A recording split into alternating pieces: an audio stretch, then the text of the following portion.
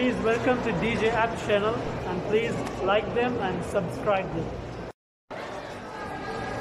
Hello my friends, I hope you subscribe to my friend Digital App channel and do the like and share, and I hope you join this video. So much welcome.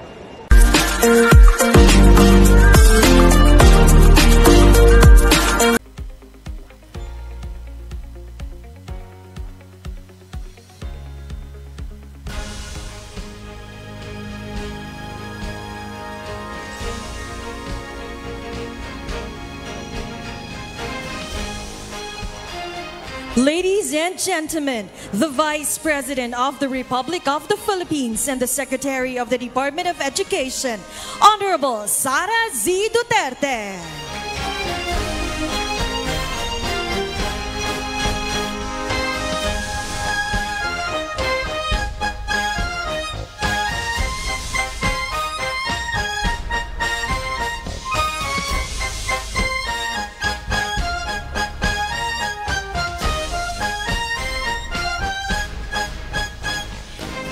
Please remain standing for the singing of our Philippine National Anthem, Invocation, and the OVP hymn.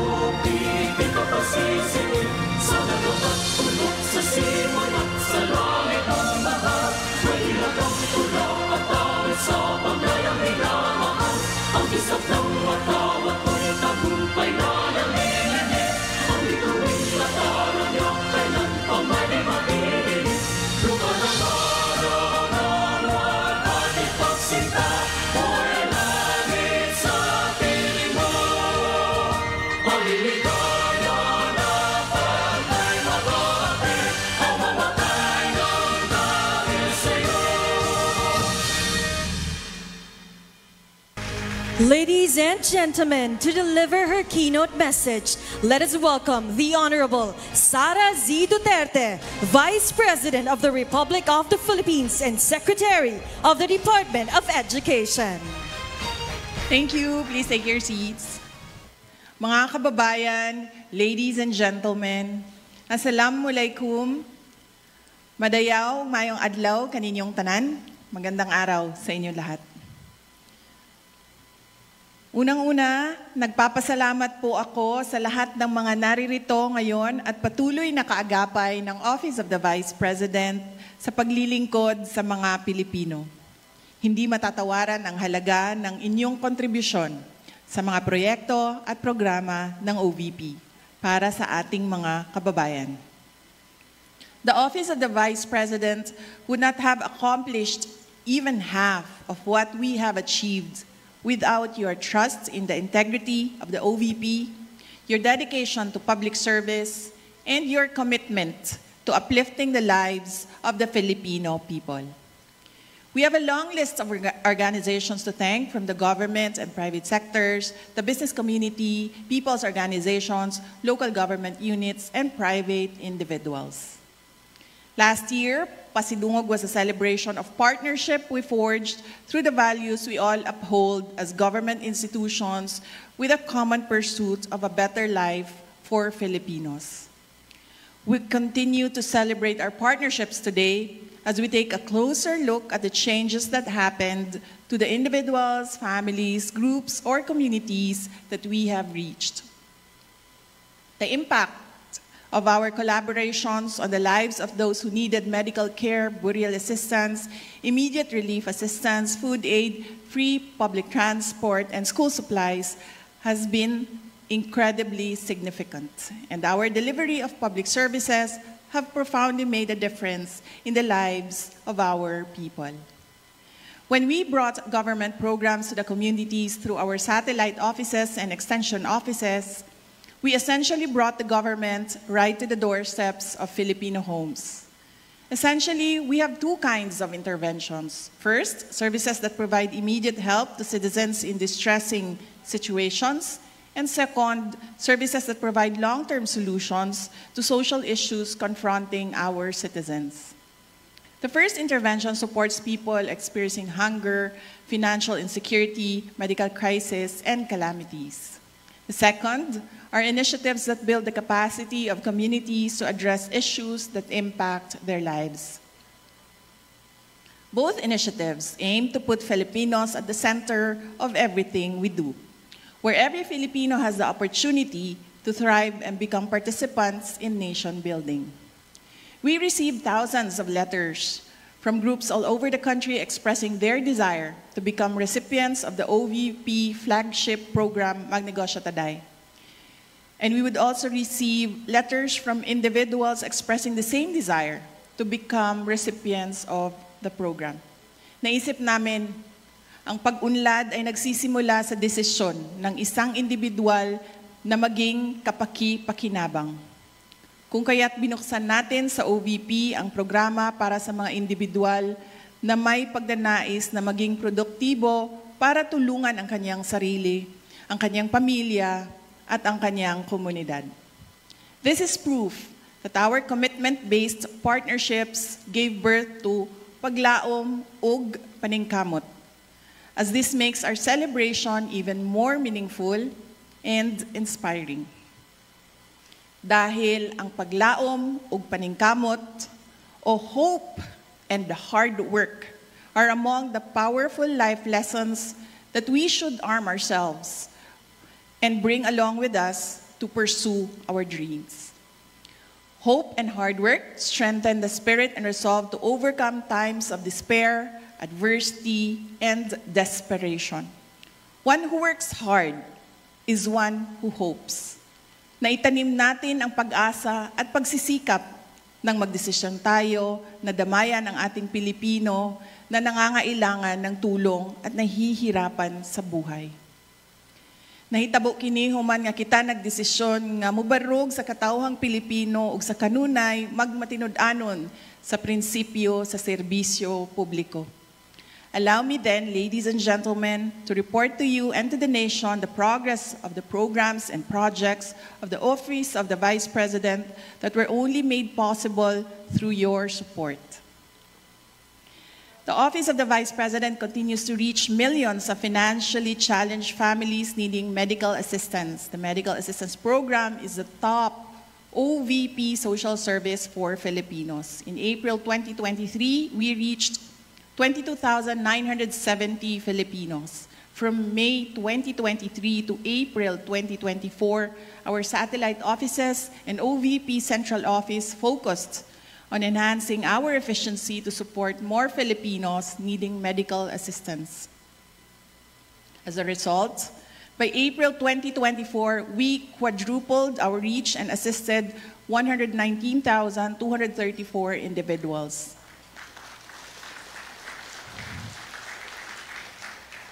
One of our beneficiaries was a boy from Eastern Samar. The 5-year-old boy had cerebral palsy, and his family's lack of financial security made the boy's medical situation even more challenging for them. His mother, Christine, sought our help through the OVP Eastern Visayas Satellite Office. His daily struggle living with cerebral palsy is shared by a family that constantly worries about the risk of him acquiring life-threatening respiratory health complications. We donated a set of equipment that addresses the boy's respiratory issues. The best that we can do is to ensure that breathing becomes less difficult for him. With an increased reach, our medical assistance program disbursed 1 billion pesos in contrast to just 236 million pesos in April of last year. We thank our partner hospitals, pharmacies, and other social service providers for the success of the program.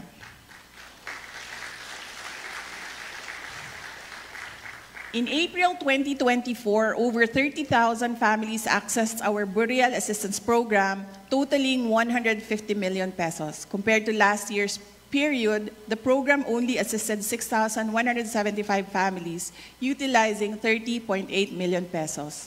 The 400% increase indicates a substantial expansion in the reach and impact of our burial assistance program. What started with a single beneficiary, we now have 12 people's organizations who are beneficiaries of the Magnegosyo Taday program. Nakakatuwa ang kwento ng mga benepisyaryo natin. Makikita natin sa kanila ang likas na tibay ng loob ng mga Pilipino para lumaban upang magtagumpay sa harap ng mga pagsubok sa buhay. Katulad na lang ng kwento ng mga miyembro ng Barangay Habag Fisher Folks Association sa Surigao del Sur. Mahirap ang kanilang buhay. May mga anak na pinag-aaral. Walang ibang pinagkakakitaan kundi ang pangingisda. Ngunit hindi organisado ang mga mangingisda ng barangay. Kanya-kanya ang kanilang operasyon, kanya-kanya rin sila sa paghanap ng mga solusyon sa problema. However, it only takes one person to initiate change. Isa si Danilo sa naglakas ng loob na hikayatin ang mga kapwa mangingisda na magtatag ng grupo. Alam ni Danilo na kapag organisado, maraming oportunidad ang magbubukas para sa kanila. At matapos nilang itatag ang Barangay Habag Fisher Folks Association, hindi lamang oportunidad ang nagbukas sa kanila, kundi pati pag-asa. Ang kasinatian sa Barangay Habag Fisher Folks Association nagpakita kanato sa pagtubo sa kooperasyon sa mga miyembro sa komunidad o pagkusog sa ilang maayong pagtagad sa usag-usa. Ang Barangay Habag Fisher Folks Association karon ang nag-unang supplier og isda sa ilang lugar o mga sikbit nga barangay. Currently, 12 civil society organizations comprising over 26,000 members have benefited from the Magnegosyo Taday entrepreneurial support. Each organization received 150 pesos for their livelihood projects. Nais ko lang ibahagi sa inyo ang kwento ng Mika, ang unang women's organization na tumanggap ng Magnegosyo Taday Fund. Ang mga miyembro ng Mika ay nakipagkita sa akin noong Marso para ipaabot sa OVP ang kanilang pasasalamat sa kanilang narating 2 years after sila naging recipient ng programa. Dala nila ang application forms para sa akin dahil nais kong maging member ng Mika. I am saying this because I am deeply impressed by Mika's advocacy and how the group exemplified the message of hard work and hope.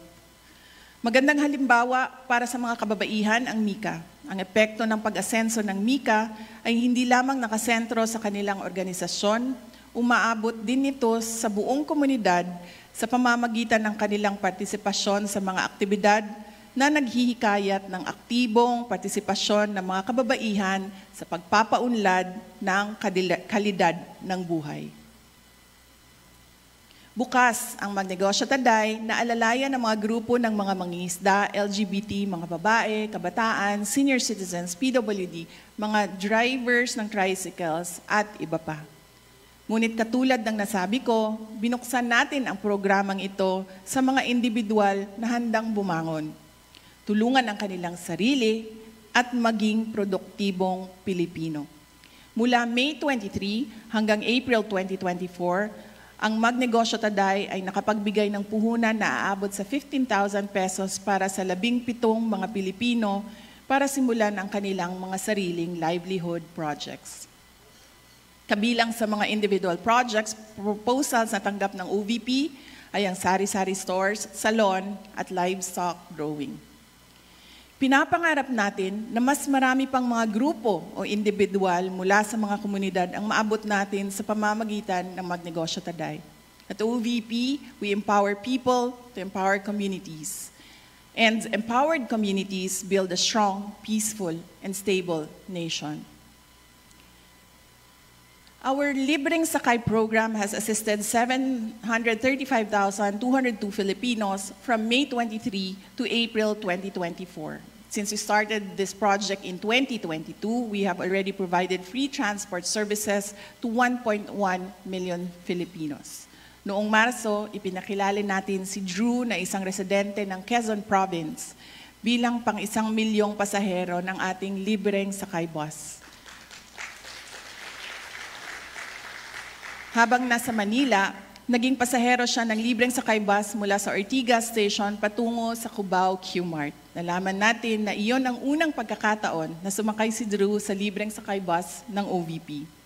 Our free transport service program has helped commuting students, the general public, and people like Drew and Emeline who works at a BPO company here in Cebu. Kada adlaw, gaatang si Emeline sa bus nga atong gi-assign diri sa Cebu. Tungod kay matod niya, doon na siya'y matigom gikan sa budget nga alang unta sa pamasahe.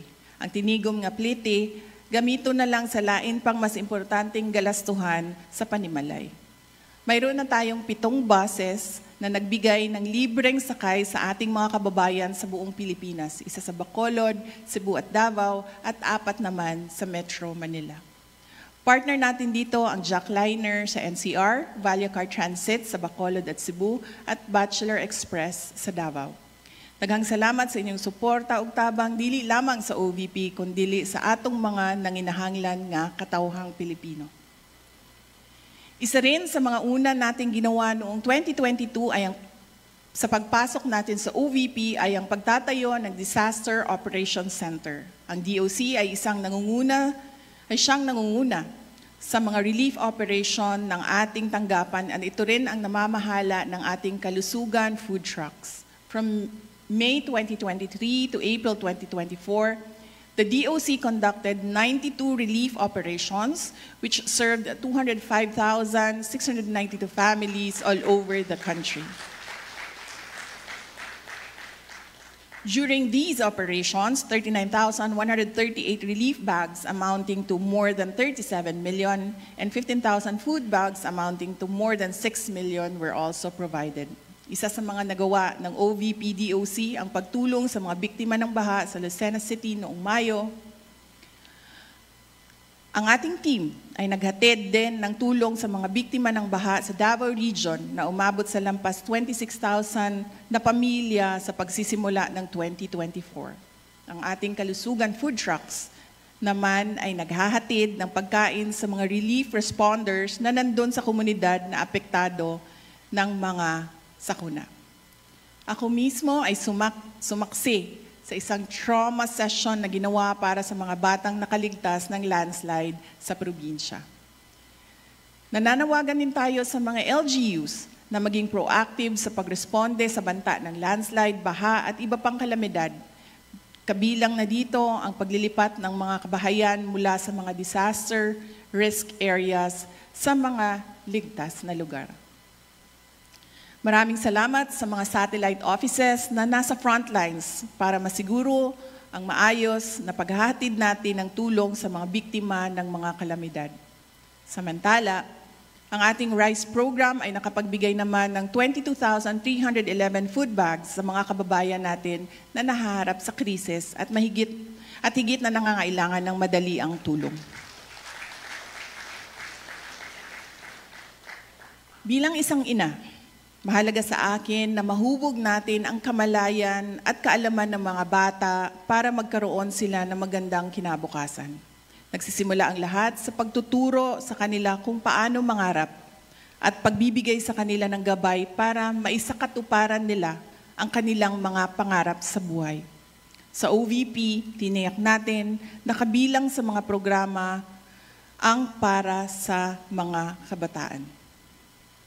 To encourage Filipino learners to value education and environmental stewardship, OVP has distributed more than 186,000 bags containing school supplies and dental kits through the Pagbabago, A Million Learners and Trees campaign. We aim to distribute 1 million bags and plant 1 million trees by 2028. Through the program, we planted more than 266,000 trees from Luzon, Visayas, and Mindanao. Dako ang panghinaot sa tabang sa mga partners ug sa panguna sa mga satellite offices nga makabut nato ang atong targets. Naniniwala ako at base na rin sa sigla at tiyaga ng ating mga satellite office staff at partners mula sa iba't ibang ahensya ng pamahalaan, kabilang na ang DNR, DepEd, Armed Forces of the Philippines, Philippine National Police, NGOs, community groups, church organizations, at mga advocates na magagawa natin ito. Umabot na nga tayo sa iba't ibang liblib na lugar ng Luzon, Visayas at Mindanao para sa ating programa. Narating natin ang mga conflict areas ng UPI sa Maguindanao sa pamamagitan ng ating satellite office sa BARM. Dahil dinaanan ng maraming gyera, hirap sa pag-aaral ang ating mga kabataan sa lugar.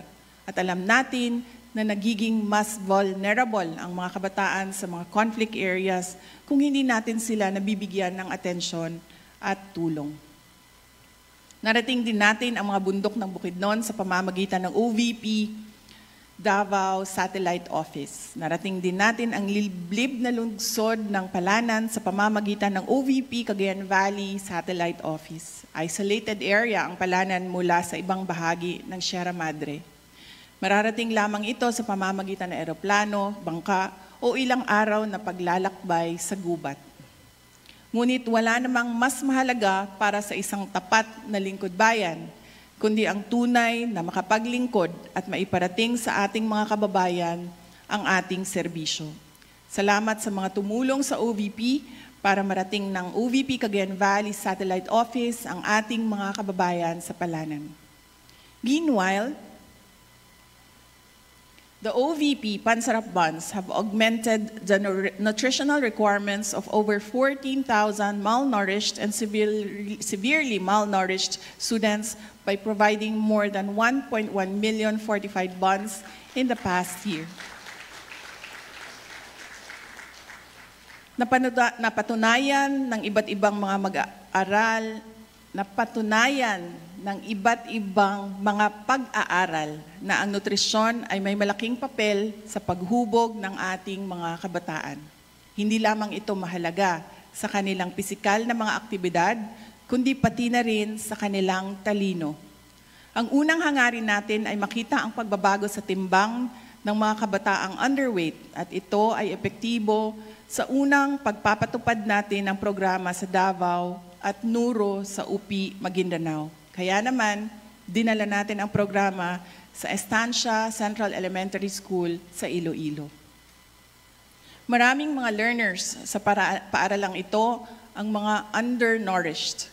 Sa loob ng 120 days, inaasahan natin ang magandang resulta sa pamamagitan ng pagbibigay sa mga kabataan ng nutritional buns na may 10 flavors na pinatibay ng mga nutrients tulad ng vitamin A, carbohydrates, protein, calcium, at iron. Kasabay ng programang ito, ang masusing pagsubaybay ng mga nutritionists sa pag-unlad ng kalusugan ng mga bata.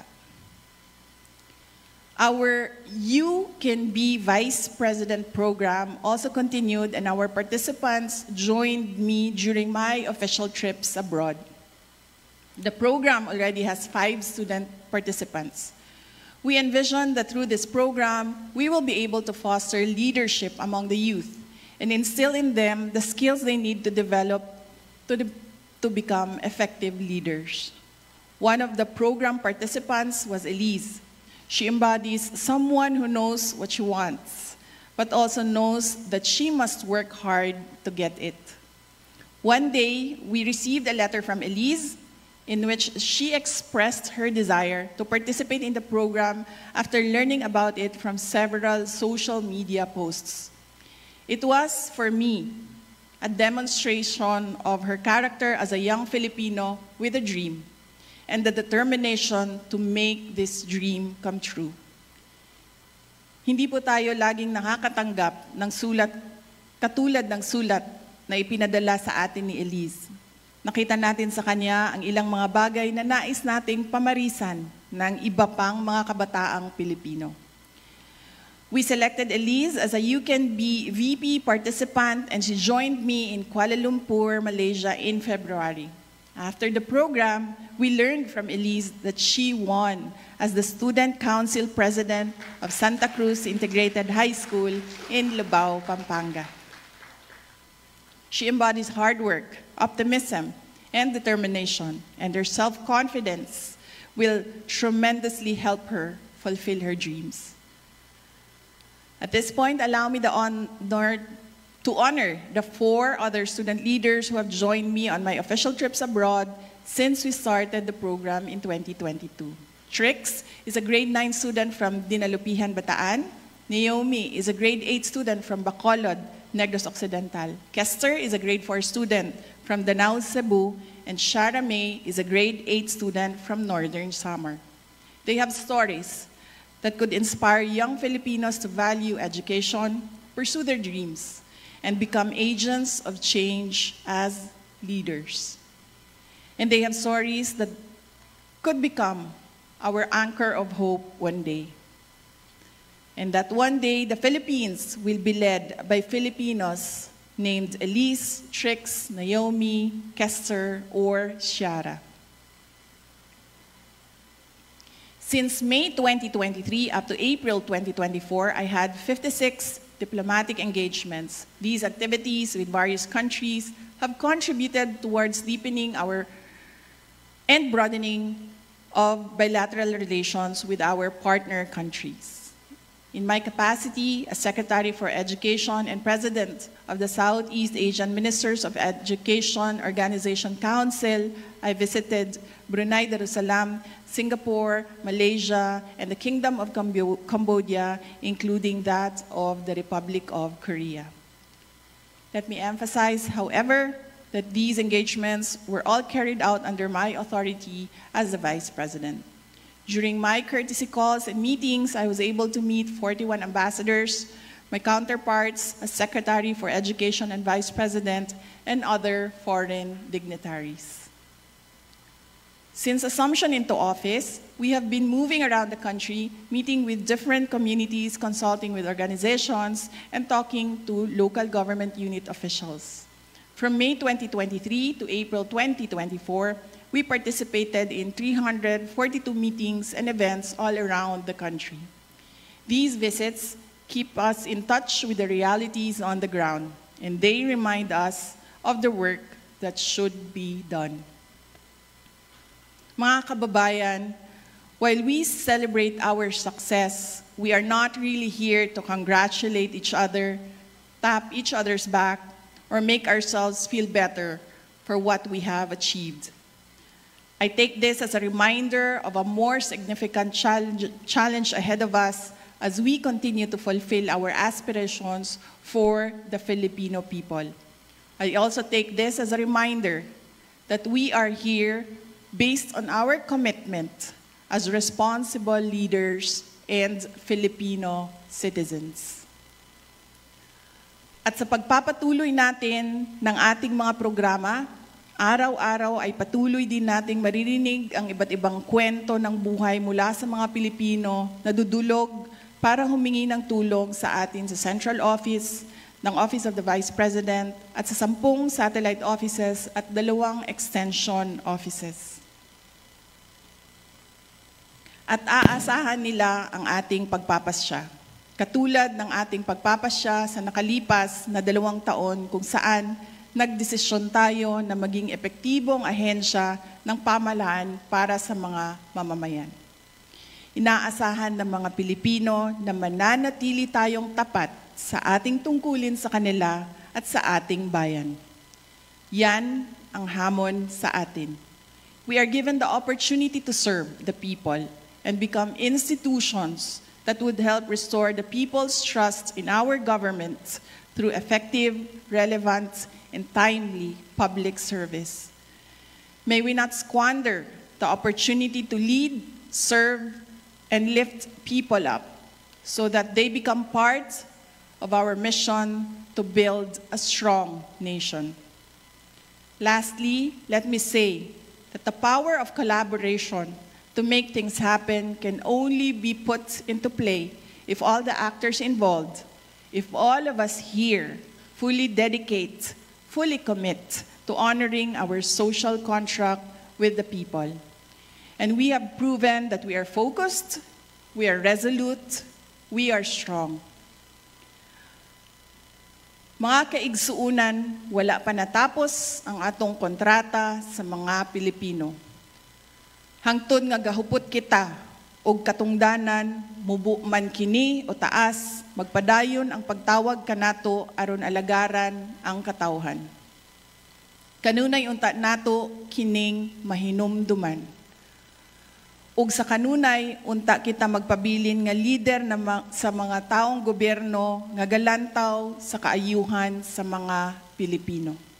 Mga lider ug taong gobyerno nga sa kanunay mubarog alang sa interes sa mga Pilipino. Ug mga lider ug taong gobyerno nga matinud-anon ug sa kanunay gasubay sa prinsipyo ug pagsilbi sa publiko. Salubungin po natin ang panibagong yugto ng ating kolaborasyon na may nag-aalab na pagsisikap at pag-asa para sa mga Pilipino at para sa Pilipinas. Mga kababayan, patuloy po tayo maging matatag tungo sa pagtaguyod ng isang bansang makabata at mga batang makabansa. Ang lahat ng ginagawa natin ay para sa Diyos, sa bayan, at bawat pamilyang Pilipino. Syukran.